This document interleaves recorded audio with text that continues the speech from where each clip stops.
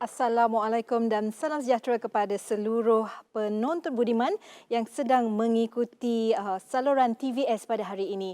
Bersama saya Nadia Kamaluddin di Suara Wanita, sebuah program buah bicara yang menampilkan isu-isu semasa wanita serta berkongsi bersama lakaran kehidupan sebenar tokoh-tokoh wanita. Suara Wanita bakal memberi nilai relevan khususnya untuk anda wanita mendepani cabaran alaf baru.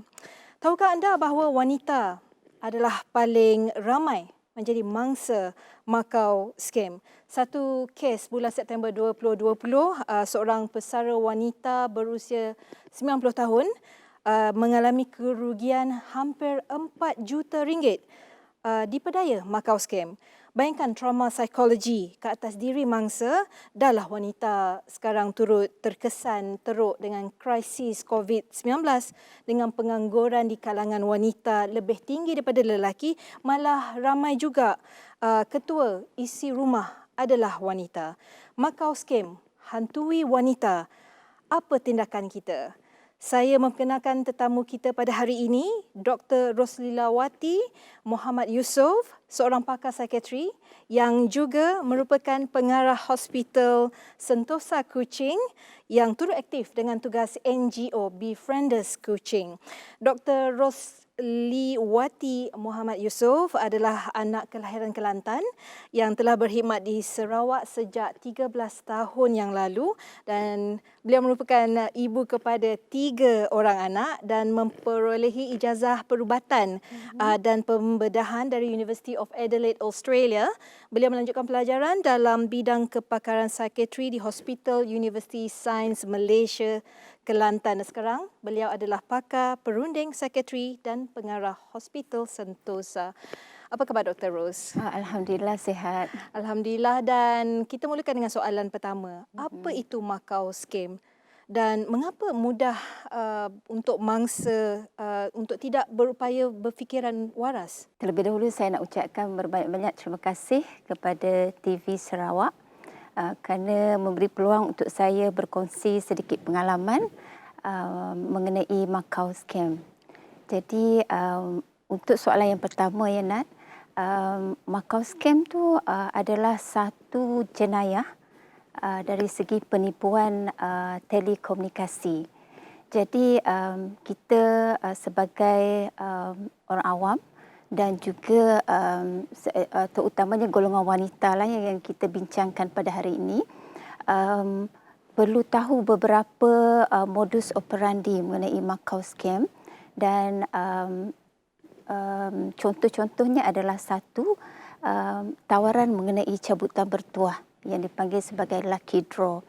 Yang kedua adalah panggilan yang dipanggil sebagai authority spoofing, which is menyamar sebagai pegawai polis atau pihak berkuasa. Yang ketiga adalah bank spoofing, which is menyamar sebagai pegawai bank. Dan yang akhir sekali adalah menyamar sebagai penculik. Jadi bila seseorang wanita menerima panggilan daripada scammer, sikap kita yang kadang-kadang senang untuk mempercayai panggilan-panggilan daripada orang yang tidak kita kenali, dan yang kedua kadang-kadang sikap cepat panik dan menggelabah menyebabkan bila kita menerima panggilan tersebut, kita tidak dapat berfikir secara tenang dan akhirnya kita akan menurut apa saja arahan dalam dan kita panggilan akan kupaskan dengan lebih lanjut selepas ini ya doktor, dan kita akan kembali selepas ini. Okey.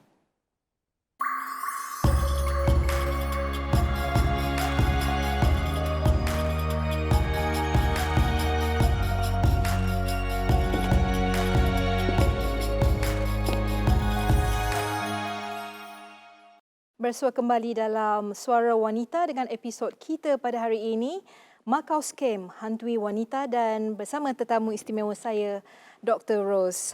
Dr. Ros, Makau Scam ialah penipuan telekomunikasi yang tidak mengenal pemangsa, baik lelaki atau wanita. Tapi hari ini kita memberi fokus kepada wanita.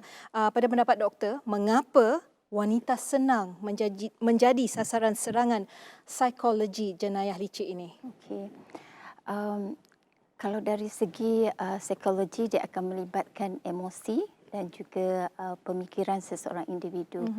Jadi seseorang scammer tu dia pandai untuk memanipulasi dari segi emosi dan juga psikologi.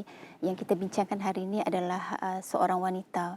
Jadi bila scammer membuat panggilan kepada seseorang wanita, um, mereka menggunakan komunikasi yang begitu sopan, manis dan dengan pujukan dan rayuan, dan akhirnya penerima panggilan tersebut akan terpikat dan terjebak dengan panggilan tersebut, dan akhirnya akan menurut apa saja arahan di dalam panggilan tersebut.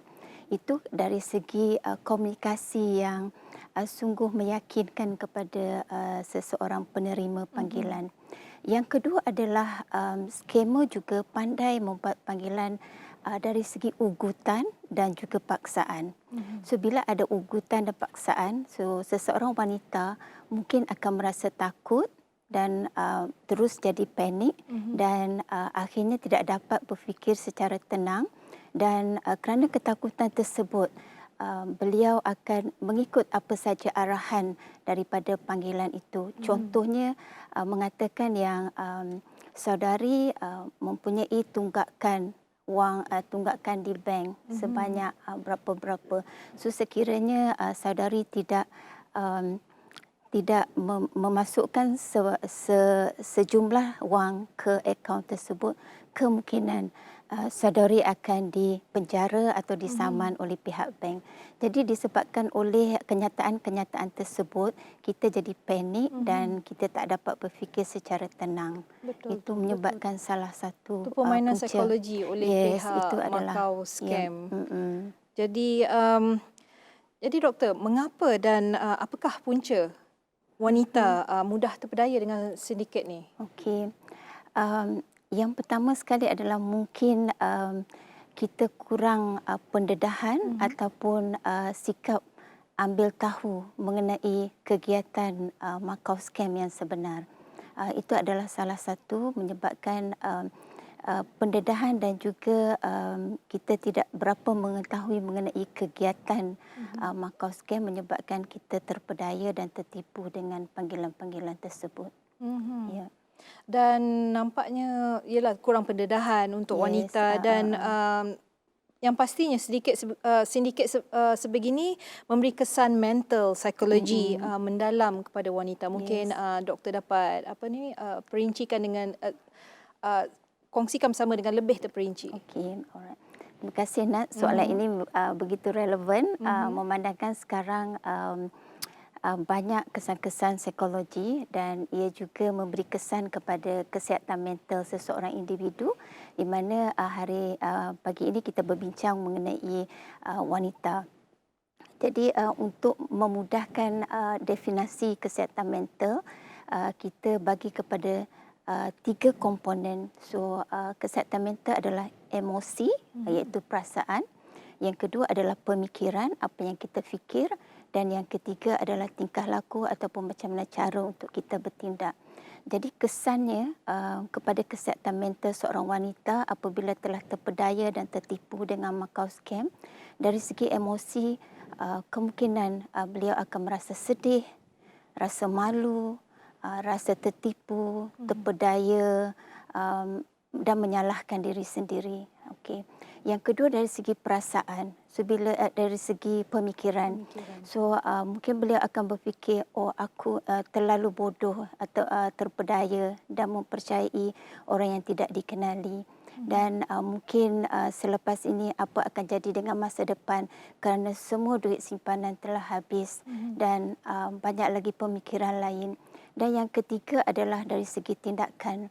So tindakan kemungkinan kita boleh nampak beliau akan menangis secara tiba-tiba, termenung, tidak lalu makan, tidak dapat tidur, dan kadang-kadang mengasingkan diri daripada keluarga kerana dia merasakan keluarga menyalahkan dia, menyebabkan banyak wang simpanan dah hilang dan apa akan jadi pada masa hadapan sesuatu keluarga tersebut. Yang lebih mengecewakan lagi sebab sekarang ni zaman pandemik, Betul. semestinya akan lebih memberi kesan psikologi kepada mangsa scammers ni. Jadi berdasarkan pada pengalaman doktor dan apakah dan bagaimana aktiviti yang boleh dilakukan oleh mangsa untuk mengurangkan trauma tersebut? Okey. Terima kasih Nat. So hari ini kita bawa banyak aktiviti-aktiviti yang kita boleh jalankan. So Mungkin yang ini ya. doktor dapat terangkan Okey. apa So alright. Sebelum saya aktiviti terangkan seperti yang ini, dia sebenarnya banyak aktiviti yang kita boleh jalankan untuk mengurangkan daripada kesan trauma. So saya akan bincangkan beberapa sahaja. So pendekatan saya sungguh senang, iaitu pendekatan lampu isyarat. So kita ada 3 warna lampu isyarat. Yang pertama adalah merah. So bila kita rasa sesuatu yang tak kena pada diri kita, kita terus berhenti. So lampu merah ini berhenti dan kemudian lampu kuning adalah kita berfikir sejenak. Apakah perasaan ataupun yang kita rasa tidak senang tadi? Dan yang ketiga adalah hijau, maksudnya kita bergerak. So bergerak ni lah kita boleh membuat apa-apa aktiviti yang kita minati ataupun yang kita suka. Jadi salah satu yang saya bawa kat sini adalah kraft tangan. So nampaknya color traffic light ni memang hijau. Ada. Okey, so ini adalah salah satu aktiviti. Kalau seseorang wanita suka dengan kraft tangan, dia boleh buat kraft tangan untuk mengurangkan perasaan trauma dan juga berfikir mengenai daripada menyalahkan diri sendiri. Dan yang kedua mungkin yoga di sini, boleh melakukan yoga jika berminat untuk melakukan yoga. Aktiviti Dan riadah di rumah. Sekarang Ada limitation nak pergi ke betul. gym. So kalau yang mana duduk kat rumah tu, sebaik-baiknya dapatkan yoga mat ni dan dapat buat aktiviti. Sebab sekarang ni banyak reference dalam online, boleh projek kat TV. Jadi memang senang. Jadi kita akan lebih berbincangkan dengan lebih banyak lagi apa aktiviti yang dapat kita kongsikan dengan penonton selepas ini.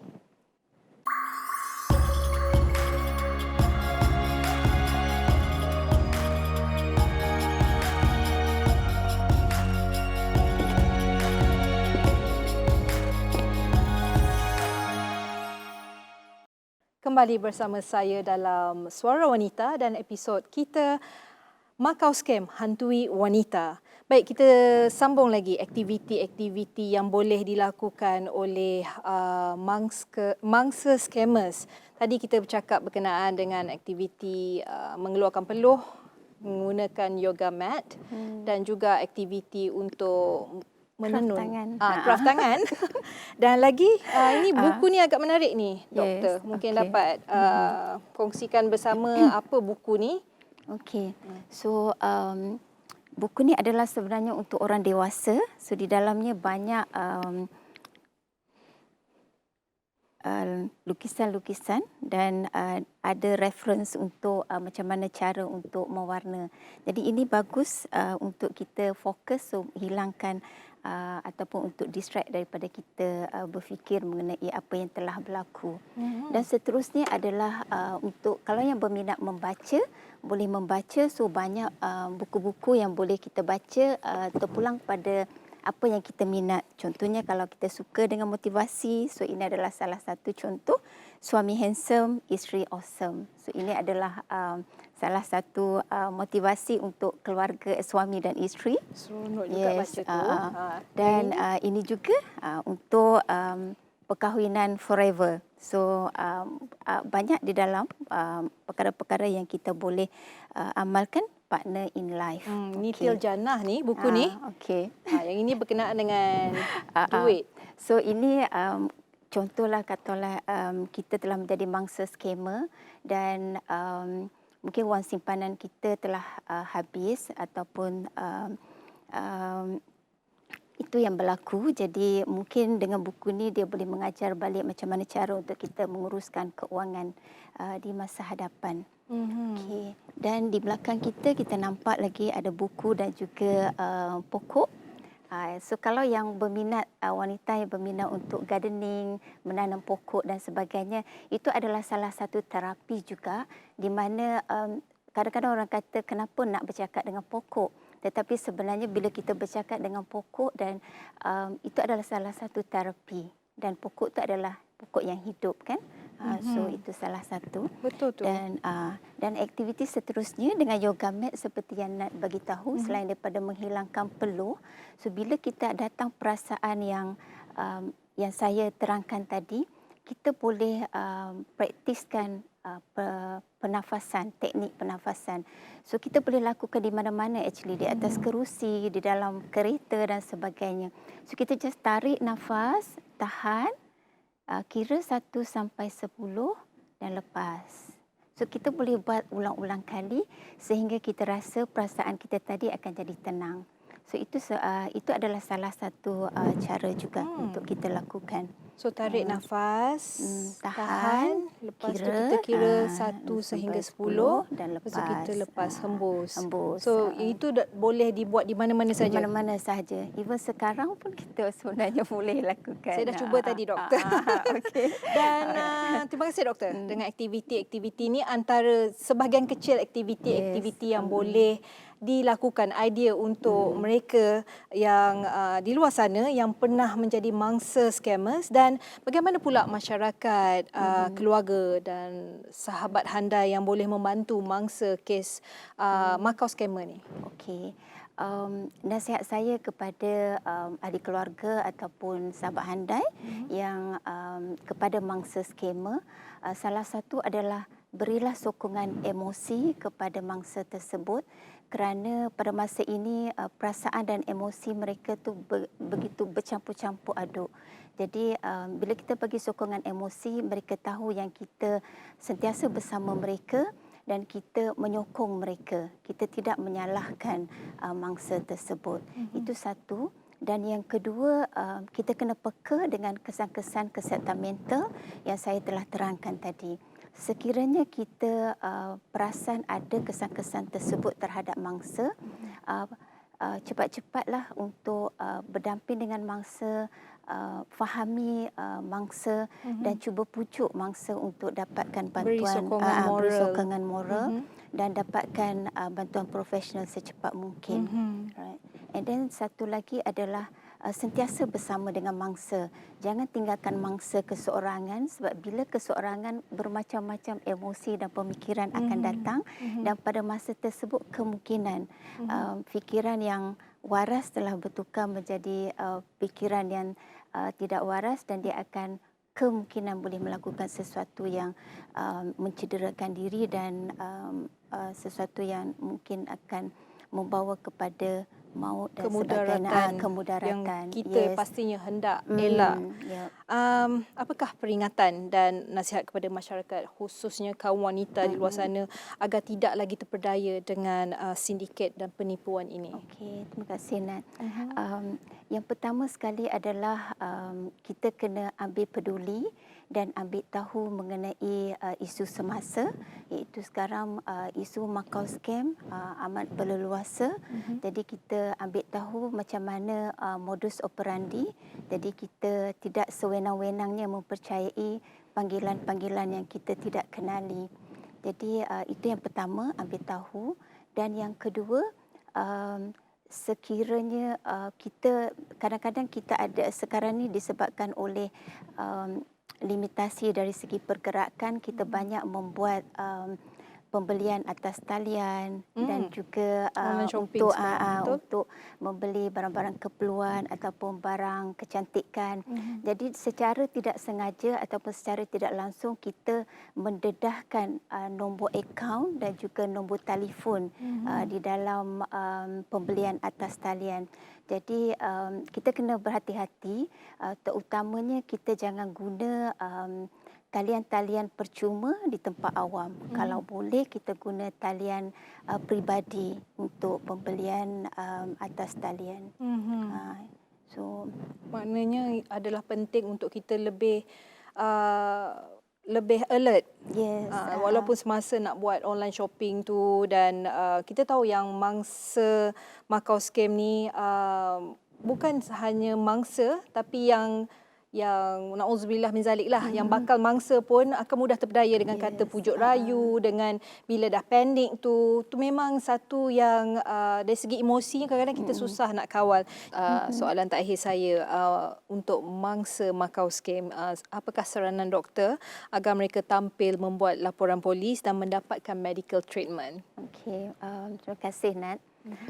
Nasihat saya kepada semua mangsa skamer supaya laporkan kepada pihak yang berkuasa, iaitu kepada pihak polis sekiranya anda menerima apa-apa panggilan yang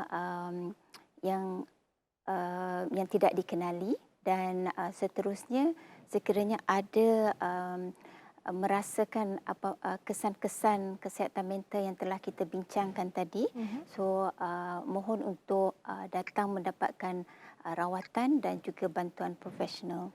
Baik, jadi itu adalah seruan dan saranan doktor untuk kaum wanita khususnya, dan seruan kami di Suara Wanita, jangan alpa, jangan leka dan jangan bersikap tamak. Terima kasih Dr. Ros kerana bersama Suara Wanita, dan realitinya penipuan Macau Scam semakin menjadi-jadi dengan pelbagai strategi dan modus operandi penipuan yang pelbagai. Jadi marilah kita semua agak lebih berhati-hati dan tidak mudah terpedaya. So tenangkan diri sendiri dulu dan jangan sesekali hubungi nombor telefon yang kita terima. Dan jangan dedahkan maklumat peribadi seperti Dr. Ros sebut tadi kepada orang yang tidak dikenali, dan rujuk laman sesawang rasmi BNM, dan usah teragak-agak untuk hubungi SPRM dan PDRM untuk membantu. Bagi mangsa yang masih trauma, ingatlah tips-tips yang diberikan Dr. Ros tadi, dan jangan tertekan, jangan menyalahkan diri sendiri, dapatkan bantuan profesional untuk menangani perasaan, keselamatan dan kesihatan anda.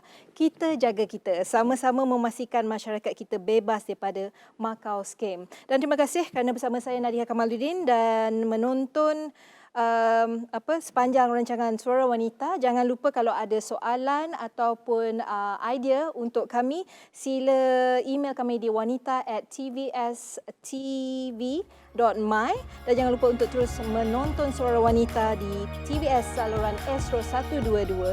Kita jumpa lagi. Assalamualaikum.